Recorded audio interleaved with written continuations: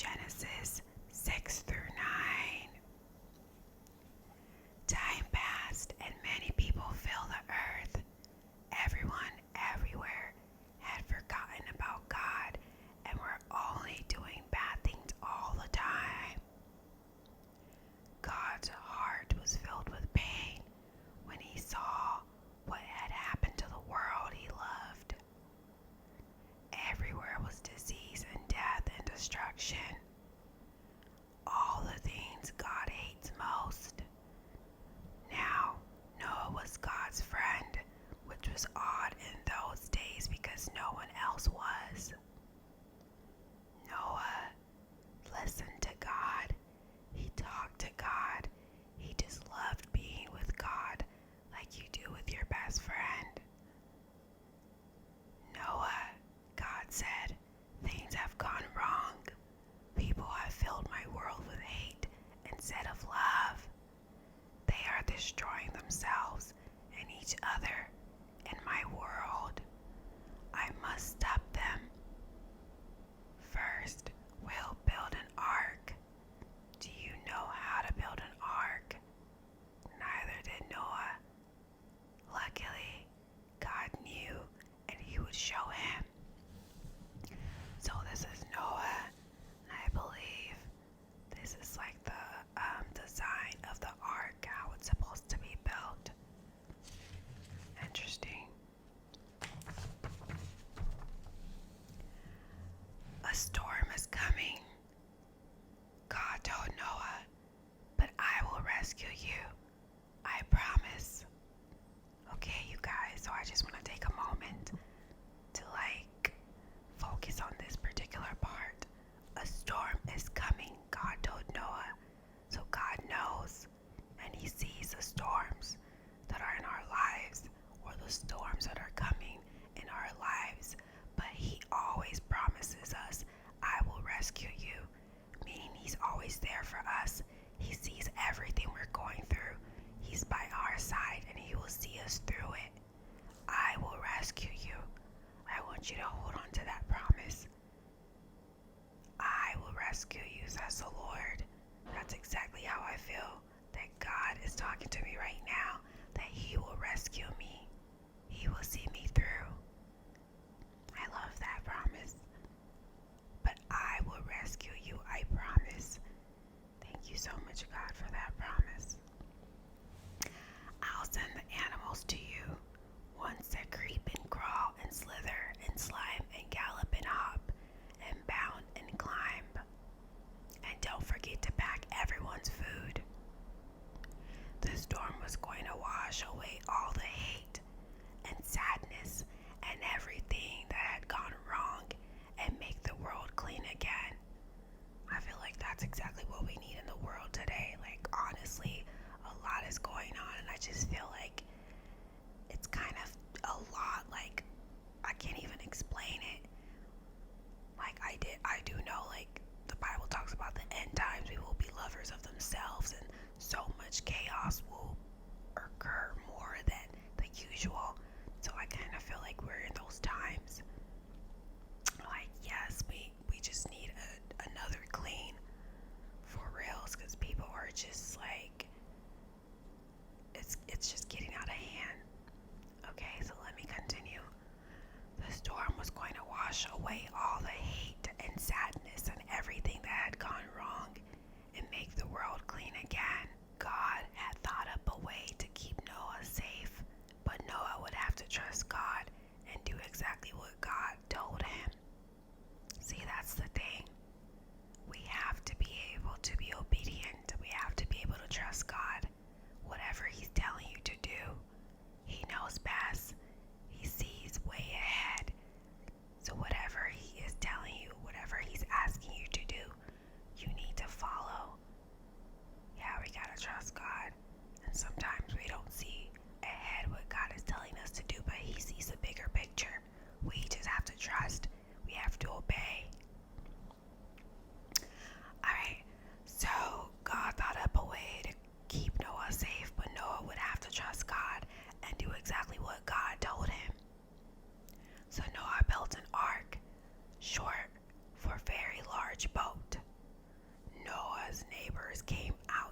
watch and point and laugh because they didn't believe Noah about the boat or the storm or needing to be rescued. Yeah, sometimes it can be like that. People will laugh at you. People will think you're crazy because you're following whatever God has laid in your spirit to do. But I just think you should ignore those people and just trust whatever God is having you do. That's the most important stuff. Yeah.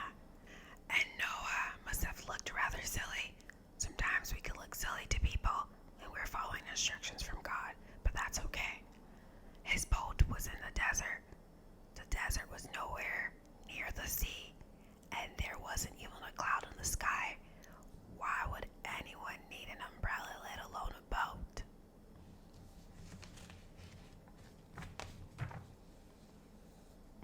But Noah didn't mind so much what other people thought. He minded what God thought. See, that's the thing. You have to ignore the voices. You have to ignore the laughter, the people looking at you like you're silly. Ignore all that and focus on what God thinks. Focus on God. Yes. So he just did what God told him to do. And that's what we have to do as well. Do what God tells you to do. When the ark was ready, God said, "All aboard." And Noah's family and all the animals climbed inside. Then God shut the door.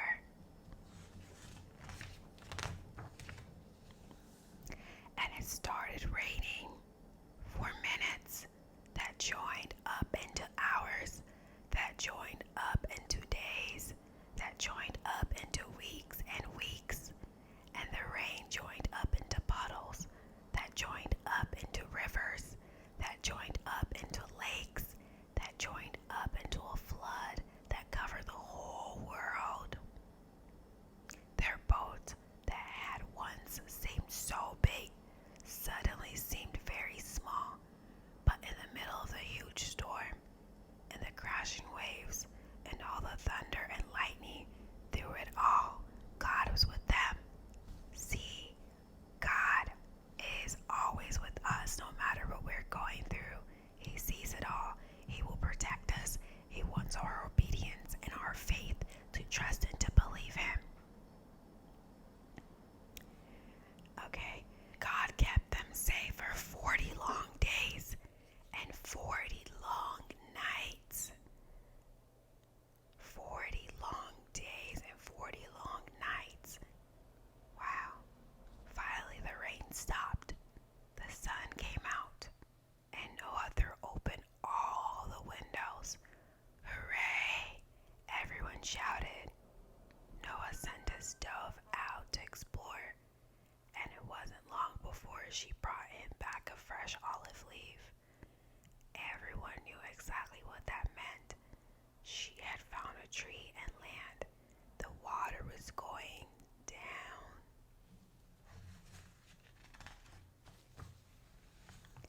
At last, the boat landed quite suddenly atop of a great mountain.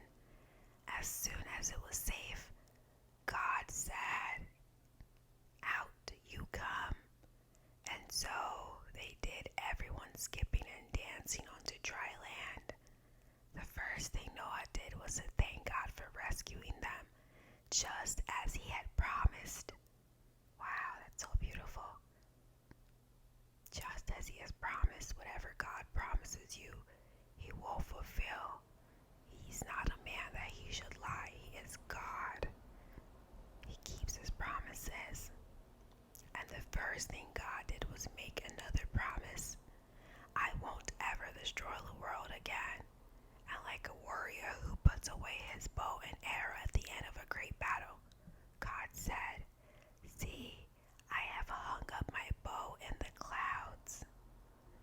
And there in the clouds, just where the storm meets the sun, was a beautiful bow made of light. It was a new beginning in God's world. It wasn't long before everything went wrong again, but God wasn't surprised. He knew this would happen. That's exactly what we're going through in the world right now. God sees and He knows a lot of the things happening. That's why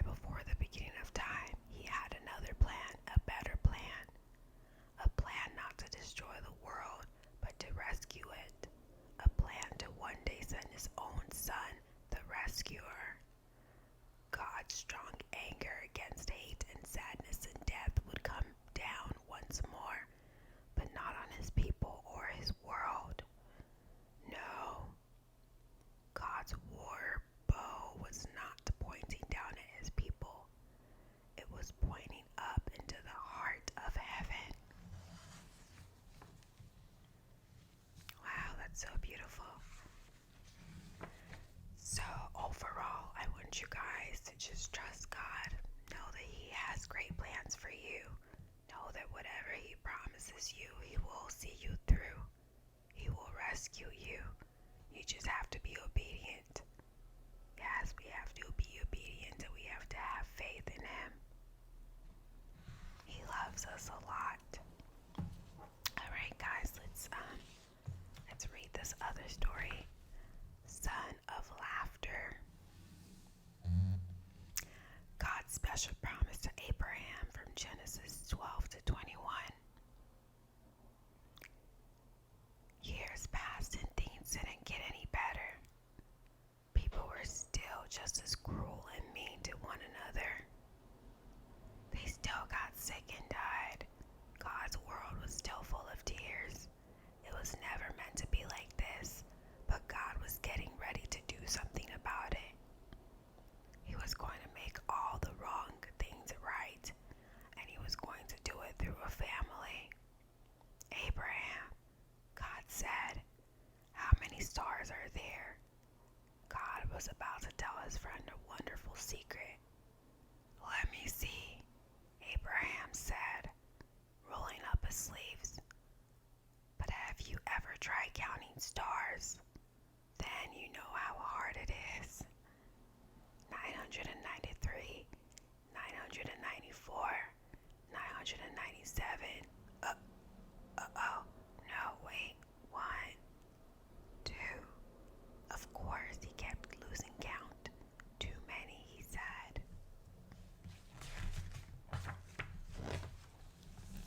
Guess what?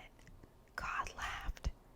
"I will give you so many children and grandchildren and great-grandchildren you won't be able to count them either." Abraham couldn't help giggling at such a wonderful idea. But he stopped himself. How could he have a family? Don't be silly. He didn't have any children, let alone grandchildren. He wiped away a tear. Anyway, it was far too late for him to start having babies at his age. He was 99 years old. What could God mean? "Abraham," God said, "believe me." See, guys, here we go again. When it comes to God's promises, we have to have faith. When God tells you something, we have to believe Him. We have to trust Him. He knows and He sees a bigger picture.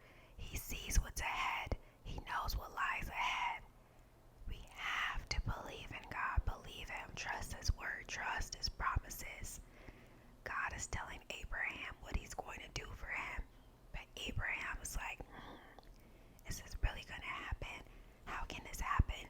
Try to use the human mind to figure it out.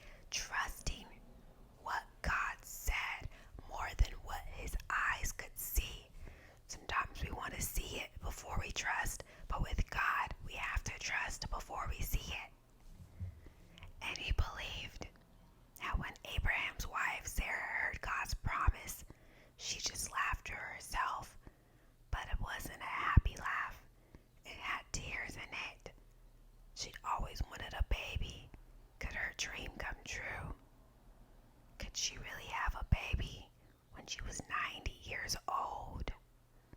No, of course not. Don't be silly. It was far too late. Sarah didn't believe God could do what he promised. She had forgotten that when God says something, it's as good as done. When God says something, it's as good as done. So we just have to believe it. Of course, it was as easy for God to give her a baby son as it was for him to make all the stars in the sky. Sure enough, 9 months later, just as God had promised, Sarah gave birth to a baby boy. They named him Isaac, which means son of laughter, and Sarah laughed. But this time it was a glorious, happy laugh. Her dream had come true. God would do as he promised. He would always look after Abraham's family, his special people. And one day, God would send another baby. A baby promised to a girl who didn't even have a husband. But this baby would bring laughter to the whole world. This baby would be everyone's dream come true. And that baby was Jesus. Guys, both stories that I read has to do with believing God, trusting God, that he will rescue you, that he will fulfill his promises. Okay, guys, hope this has encouraged you and uplifted your faith. I want you to go ahead and hit the like button. Feel free to comment, subscribe, and share. Okay, guys, thanks for joining me. See you guys on my next one. If you guys want more Bible stories, please feel free to let me know. I'm still trying to figure out what you guys like and what you guys